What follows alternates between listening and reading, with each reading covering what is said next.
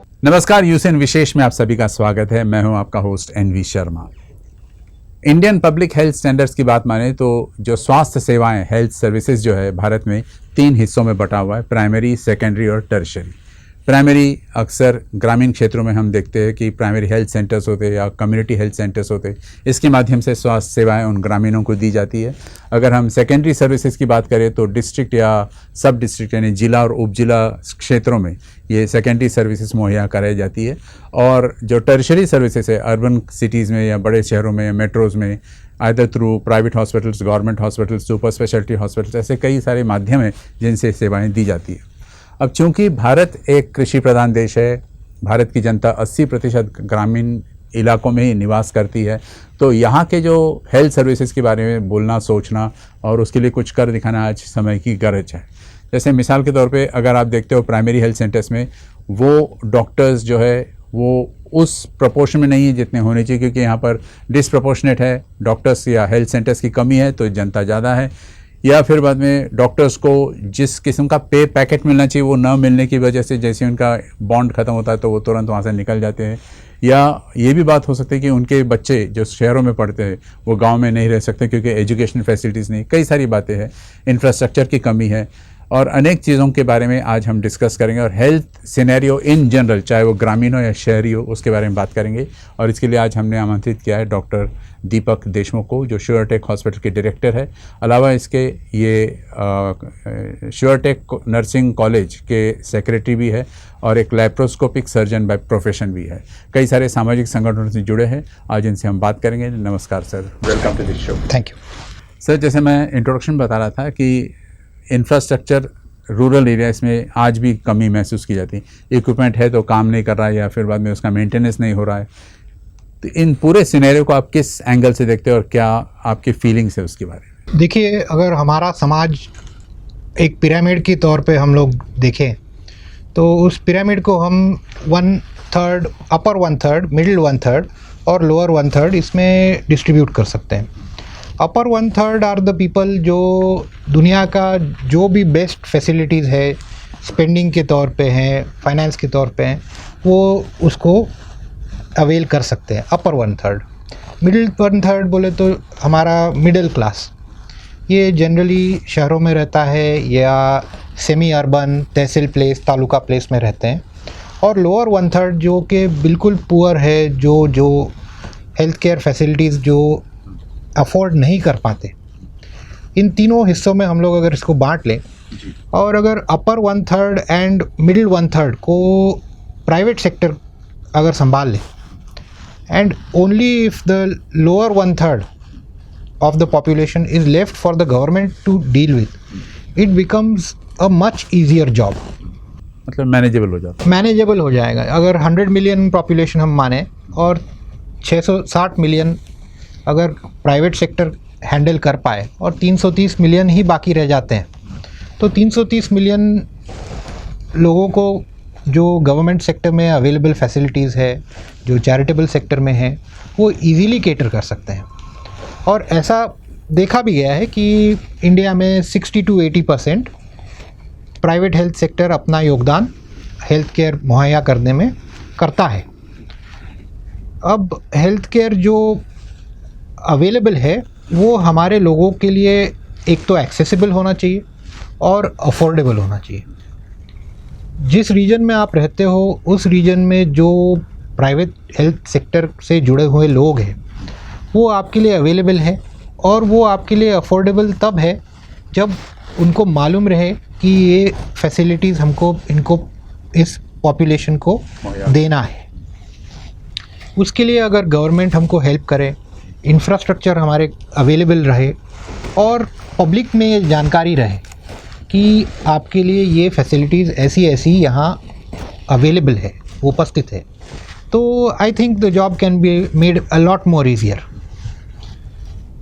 जहाँ तक अभी पैंडेमिक का सवाल है, तो पैंडेमिक में तो ऐसा है कि जितना फैसिलिटीज़ है वो कम है, लेकिन अगर if we are all together और सब मिलजुल के अगर काम करें तो we can definitely deal with it. जी सर, आपने बहुत अच्छी बात कही कि एक पिरामिडल स्ट्रक्चर से आपने डिस्क्राइब किया कि किस किस्म से ये बंटवारा होता है, इकोनॉमिक वायबिलिटी क्या है, ये सारी बातें बताई आपने। लेकिन 5 साल पहले अगर हम कंपेयर करें आज की तारीख को, तो हेल्थ केयर जो है वो कॉस्टली हो गया है। तो इसके पीछे रीजंस क्या हो सकते हैं और बाद में इसमें प्राइवेट हॉस्पिटल्स का क्या रोल रह सकता है? देखिए, प्राइवेट हॉस्पिटल का पर बेड इन्वेस्टमेंट जो कि डॉक्टर खुद करता है अपनी जेब से या किसी बैंक से लोन लेके इन्वेस्ट करता है, वह इतना है कि अल्टीमेटली जो बेनिफिशियरी है उसी को उसको पे करना है। अगर किसी माध्यम से प्राइवेट हॉस्पिटल्स के साथ मिलजुल के अगर गवर्नमेंट की मदद से कम रेट ऑफ इंटरेस्ट में इजी लोन, इजी इंफ्रास्ट्रक्चर, ये सब अगर मिल गया तो प्राइवेट हॉस्पिटल वाले भी तैयार है कि कम से कम रेट्स में लोएस्ट इजीली अफोर्डेबल वे से पेशेंट को हेल्थ केयर डिलीवरी करें। इसके लिए हम लोग सब तैयार हैं। गवर्नमेंट ने 2-3 अच्छी योजनाएं लाई हैं जिसमें उन्होंने प्राइवेट सेक्टर के लोगों से पार्टनरशिप करके आयुष्मान भारत योजना जो है, इसमें मोदी जी ने जो ऑरेंज राशन कार्ड होल्डर है या बीपीएल कैटेगरी के जो लोग हैं उनको free of cost open heart surgery, joint replacement, बड़ी बड़ी brain surgery, brain tumour surgery, cancer का उपचार, ये totally free of cost private insurance companies के साथ मिलके योजना लाई है। टाइप है जिसमें हम लोग as private health care providers को इंश्योरेंस कंपनी पे करती है और जो बेनिफिशियरी है बीपीएल योजना वाला, उसको एक भी पैसा जेब से नहीं लगाना पड़ता। They are given the best of treatment in the best of facilities with zero cost to them. Similarly Maharashtra में महात्मा ज्योतिबा फुले आरोग्य योजना है। Same thing, government of Maharashtra has tied up with private health care agencies, hospitals, and has paid the premium for people with below poverty line category. So they are also coming, they are also getting the benefit of private healthcare without having to pay anything from their pockets. वो एक अच्छी बात है। हमने already कुछ 4-5 हज़ार open heart surgeries Nagpur में कर दी हैं without asking the patient to pay a single penny from his pocket. Sir, ये बात तो ठीक है कि सेंट्रल गवर्नमेंट का ये, स्टेट गवर्नमेंट का ये, इनके एम्प्लॉयज़ के लिए they are covered by any insurance या हेल्थ CGHS जैसे टाइप की बातें हैं। Even some private public sectors जो है उनमें भी ये सब कवरेज हुआ है। बट मैं अगर एक हेल्थ प्रोवाइडर को चूज़ करता हूँ तो क्या क्राइटेरिया होनी चाहिए कि किन बेसिस पर मैं उनको सेलेक्ट करूँ? देखिए, जैसा हम एक शादी करने के लिए अपने बेटी को ले जाते हैं किसी फैमिली में, तो we do a background check. लड़का कैसा है, फैमिली कैसा है, कैसा उनका स्टैंडिंग है, कैसी लेगेसी है, ये सब देख के हम लोग डिसाइड करते हैं कि भाई यहाँ हमको संबंध करना है। I think the same things must be done when we choose our doctor and our health care provider. Just because it is a new, very luxurious, you see in a very nice advertisement in the newspaper, in the TV, you should not feel that oh this must be the best. आप 2-4 जनों से पूछिए, थोड़ा सा inquiry करिए, एक legacy देखिए कि भाई ये 25-30 साल से ये हॉस्पिटल नागपुर में चल रहा है, इतने सारे लोगों को इसने सर्विस दिया है। हो सकता है कि थोड़ा बिल्डिंग पुराना हो गया हो सकता है कुछ छोटी मोटी चीज़ें चेंज हो गई हो, लेकिन you must go with the trustworthy institution which has a legacy, which is not a flash in the pan कि कुछ दिनों के लिए खूब एडवर्टाइजमेंट कर लिया और फिर गायब हो गए। So that's a very nice comparison कि जैसे लड़की को देखने जाते समय यू क्रॉस चेक, तो वैसे इस तरह प्रोवाइडर को भी आप cross check. You are giving your health, you are giving your life, you are giving the life of your some close, near and dear person in the hand of that healthcare provider. I think you should be equally, if not more concerned, कि who you are taking on. Right. Coming back to the first point that we started off with, जैसे कि आपने कहा कि rural area में infrastructure की सुधार ज़रूरी है, तो कई बार देखा है कि डॉक्टर्स वहाँ अवेलेबल नहीं रहते, या फिर बाद में एक नर्स या कंपाउंडर उसको मैनेज कर रहे हैं जैसे तैसे, in the absence of a doctor of course. और क्वैक्स, क्योंकि अंधविश्वासी लोग ज़्यादा है, तो क्वैक्स की बात मान लेते हैं या झाड़ फूक की बात मान लेते हैं। तो how far this should be made aware to the people कि ये गलत तरीके हैं? देखिए, अभी जो हमारे आप you have used the terminology as quack. हाँ, हमारे जब मेडिकल कॉलेज में पढ़ाई होती थी तो वी वर टोल्ड कि these people are barefoot doctors. Barefoot doctor का काम ये है कि डायरिया, डिहाइड्रेशन, सिंपल फीवर, छोटे मोटे घाव, इनको ये रूरल एरिया में मलेरिया का टैबलेट है ये देना, ये उनको सहज तौर पे देने की अनुमति गवर्नमेंट ने दे रखी है। अच्छा, they must be considered as partners of the healthcare infrastructure. Barefoot doctor बोल लीजिए, झोला छाप बोल लीजिए, हाँ, they must also be brought into the proper channel and taught कि भाई आप वहाँ पे हार्ट अटैक के मरीज को आप ट्रीट नहीं करेंगे, कैंसर के मरीज को आप नहीं ट्रीट करेंगे, लेकिन आपका डायरिया, डिहाइड्रेशन, मलेरिया है, हल्का फुल्का वायरल फीवर है, इसको आप ज़रूर ट्रीट करिए। उससे क्या होगा कि जो बर्डन शिफ्टिंग में है, हाँ, वो मेडिकल कॉलेज में ले जाना है, शहर तक पेशेंट को लाना है, वो बर्डन थोड़ा छोटा हो जाएगा। Right. और यहाँ जो ओवरलोडेड संस्थान है उसका लोड कम हो जाएगा। They are not going to disappear. उनको सही तरीके का ट्रेनिंग और सही तरीके के गाइडलाइंस अगर दी जाए तो they can be used and they can be made as a good workforce for our health care system. जैसे हम लोग नर्सिंग स्कूल चलाते हैं, हाँ, तो जो ANM डिग्री कोर्स होती है, ANM 10वीं पास लड़की को करवा देते हैं हम लोग, 2-3 साल का कोर्स होता है। तो वो एक दाई माँ का काम कर लेती है रूरल एरिया में, TT का इंजेक्शन दे देती है, थोड़े बहुत छोटे मोटे ड्रेसिंग्स दे देती है, पर्सनल हाइजीन, सैनिटेशन, इसका उसको नॉलेज आ जाता है। राइट, ओरल पोलियो ड्रॉप्स देना है वो कर लेती है। तो इनको फॉर्मल वे से एजुकेट करने के बाद में ये भी रूरल एरियाज़ में जाके ग्रास रूट लेवल पे काम कर रहे हैं, हाँ। और इनको करने देना चाहिए। अक्सर ये भी होता है सर कि रूरल एरियाज़ में कुछ सिटी डॉक्टर्स चले जाते हैं, वहाँ पर एक कैंप लगा देते हैं, 3 दिन 4 दिन 5 दिन 1 हफ्ता 15 दिन, बट उसका जो फॉलोअप एक्शन होता है वो इतना होते हुए दिखाई नहीं देता। मैं पर्सनली तो कैंप बेस्ड ट्रीटमेंट्स में विश्वास नहीं रखता। मे बी एक शहरी डॉक्टर होने के नज़रिए से मेरे को थोड़ा सा इसमें बायस है, लेकिन आई फील कि instead of travelling going there, if we could hire some NGOs or some charitable institutions, do a diagnostic camp, find the patients and then give them a date कि आप इस date को यहाँ पहुँच जाइए, हम आपका ट्रीटमेंट फ्री ऑफ कॉस्ट कर देंगे।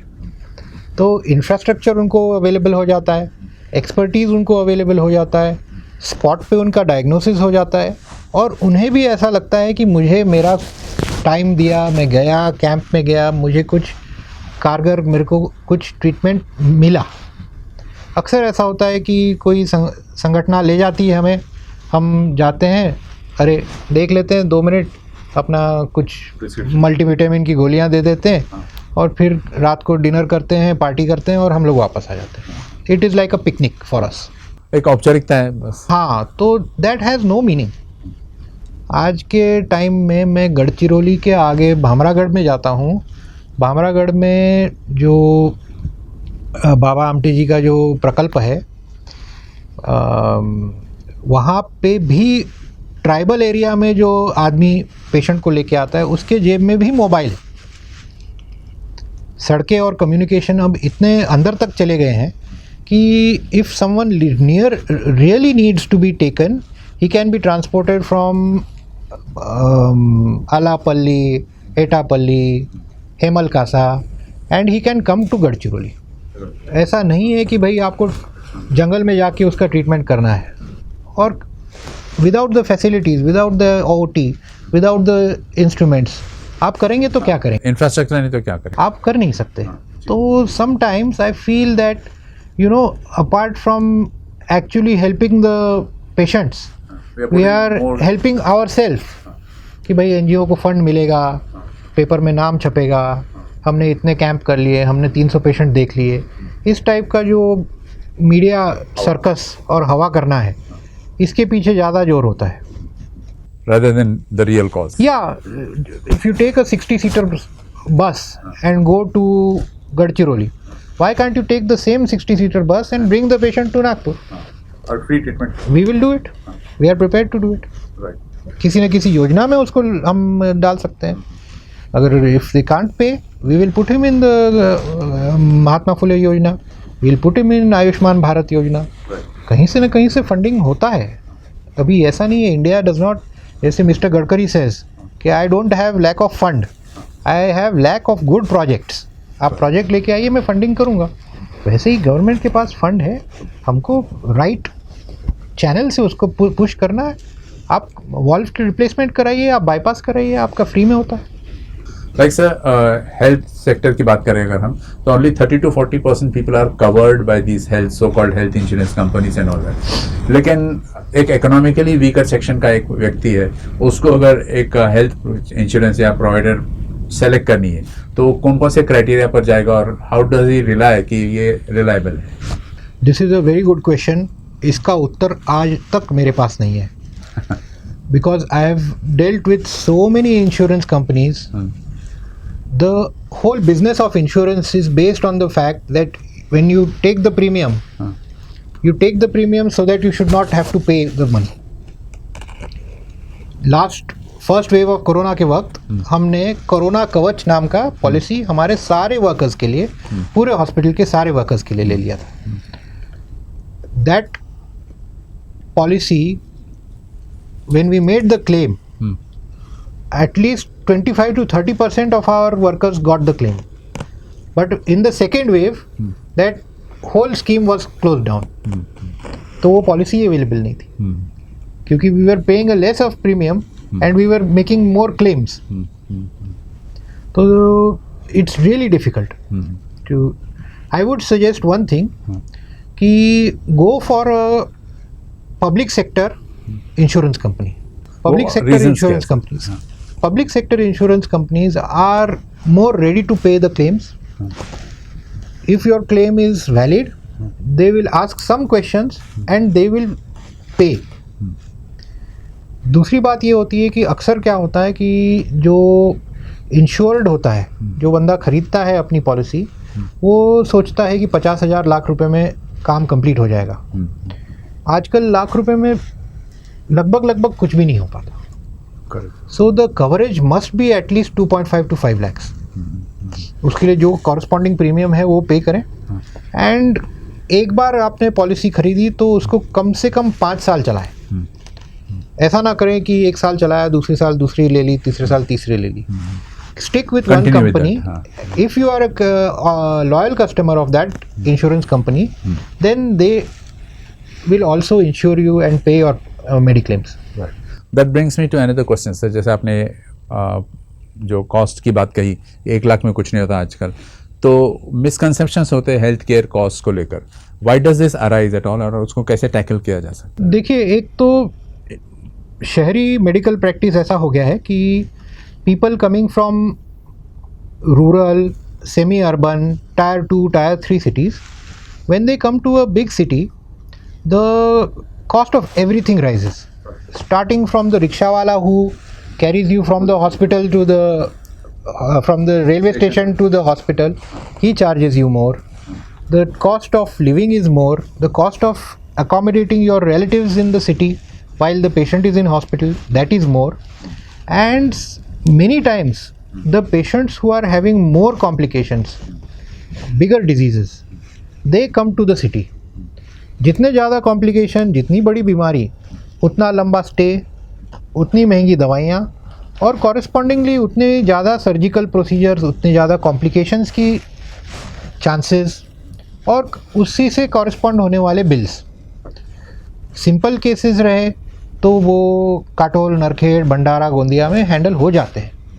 जब वो रेफ़र होके आते हैं नागपुर, तो इसीलिए रेफ़र हो रहे हैं कि उसको प्लेटलेट्स कम हो रहे हैं। डेंगू का मरीज है तो उसको प्लेटलेट लगने वाले हैं।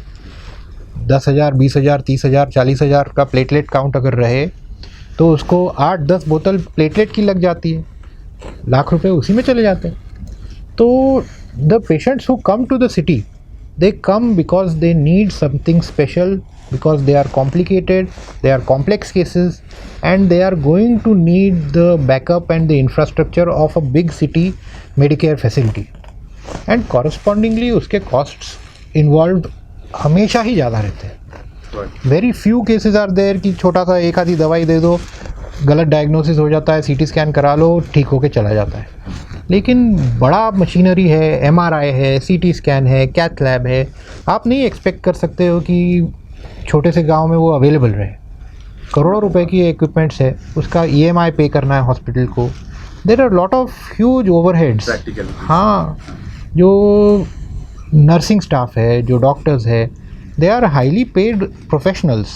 सर अक्सर ये सुनने में आया और देखते भी पेपर्स में पढ़ते भी हम लोग कि एक पेशेंट को कहीं से एडमिट किया, गांव से या सेमी अर्बन एरिया से शहर में लाके एडमिट किया, उसको एक प्रकार से लाने में लेट कर दिया गया था, और ये उसको न मानते हुए ये लोग समझते कि डॉक्टर ने केस बिगाड़ दिया, और एक हंगामा हो जाता है, वायलेंस होता है, तोड़फोड़ हो जाती है। तो जन जागरूकता की कमी है, इस कारण से आप इसको कैसे डील करोगे? देखिए, ये तो बहुत ही हॉट टॉपिक है और बर्निंग टॉपिक है हमारे डॉक्टर्स फ्रेटर्निटी में। मतलब एक इजी टारगेट बन जाती है। बिल्कुल देखिए, अक्सर कॉम्प्लिकेटेड पेशेंट्स हालात के चलते कॉम्प्लिकेटेड डिजीज़ेस को लेके प्राइवेट हॉस्पिटल्स में आते हैं। जब आते हैं तो उनको लगता है कि हमारा पेशेंट ठीक ही होगा। डॉक्टर्स जो केस में इन्वॉल्व होते हैं वो पूरी कोशिश करते हैं कि पेशेंट ठीक हो जाए। यहाँ बिल बढ़ता जाता है, और जब मरीज़ के परिजन देखते हैं कि यहाँ बिल तो बहुत हो गया, घर बिक गया, गाड़ी बिक गई, और यहाँ पेशेंट ठीक नहीं हुआ, तो कहीं ना कहीं उनके मन में आक्रोश पैदा होता है कि सब कुछ दांव पे लगा देने के बाद में भी पेशेंट ठीक नहीं हुआ। तो this is a very very sensitive topic. इसको केवल कम्युनिकेशन और केवल कम्युनिकेशन से ही हम रिजॉल्व कर सकते हैं।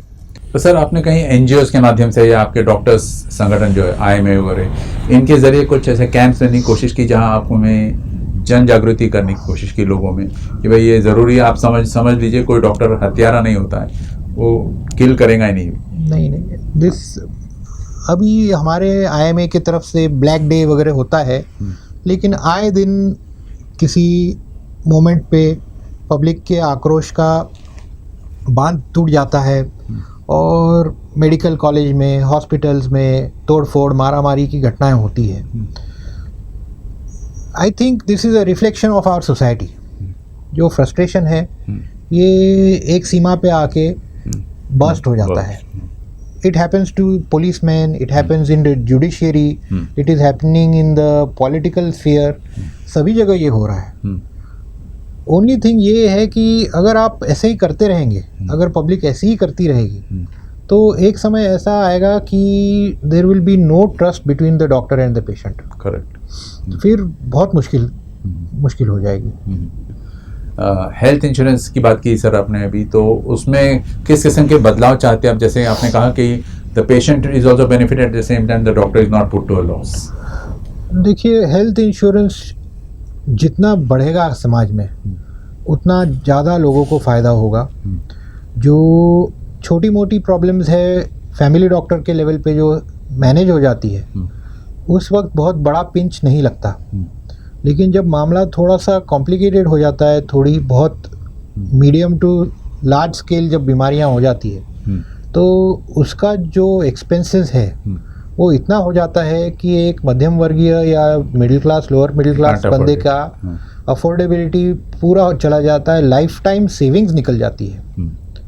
तो समझदार आदमी जिन्होंने ये कोरोना का पैंडेमिक देखा है, all of them must, number one, get fully vaccinated, get all your friends and family vaccinated, and all of them must buy a basic mediclaim policy. This message must be sent to everyone. तो आप NGOs के माध्यम से कुछ इस किस्म की पहल कर रहे हो सर? रोटरी क्लब वालों ने कुछ किया है, हाँ। लेकिन it is for the person himself to do it. जो बड़े कॉरपोरेट्स हैं, हाँ, जैसे मिहान में HCL है, इन्फोसिस है, हाँ, टाटा कंसल्टेंसी सर्विसेज है, ये लोग अपने सारे एम्प्लॉयज़ का करते हैं।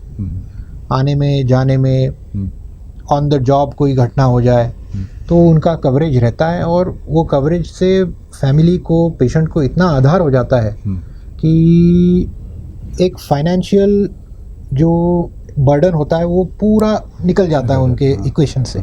साइकोलॉजिकल इम्पैक्ट भी होता है ना हाँ। सर, कि भाई अभी रिलैक्स्ड है तो या नहीं तो patient is also constantly worried कि मैं कब छुट्टी होगा, मेरा बिल बढ़ रहा है, मेरा मीटर डाउन है, कैसे मैं कोप करूँगा, फैमिली वाले कहाँ से पैसे इकट्ठा कर रहे होंगे। This is a big concern. Stress. अगर आप इंश्योर्ड हो, आप हॉस्पिटल में आ जाओ, अपना डायग्नोसिस कराओ, ट्रीटमेंट कराओ, the financial headaches are taken care by the insurance Cashless. Company. Cashless रहे तो बहुत ही अच्छा। सर रिसेंटली कोविड-1 में फर्स्ट वेव की बात कर रहा हूँ, उसमें हमको कुछ भी एक्सपीरियंस नहीं था, किसी को भी एक्सपीरियंस नहीं था। All of a sudden it came as a thunder, उसको जैसे तैसे टैकल किया। सेकेंड वेव में वी वर बेटर प्रिपेयर्ड। संभावित थर्ड वेव की बात करते हैं लोग आजकल, तो what are your views on it? My personal views are this कि we must chase and get as many people vaccinated as possible. If we are to control the third wave, we must. लेकिन is it coming sir in the first place? I don't have a clear-cut answer for this, but I think we must be fully prepared. The increasing trends are being seen in US, UK, Southeast Asian countries. I expect that it is going to come in India also.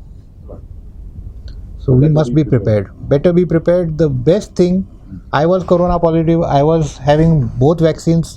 After that, 15-20 days later, I came positive. I did not have any problems. I just had little bit of sore throat and I got better. My father also had his vaccine. He's 75 years of age. He also came out without any problem. So I think that the vaccine is helping. It is working. And उसको इसकी तैयारी होनी चाहिए हमारी third wave के लिए।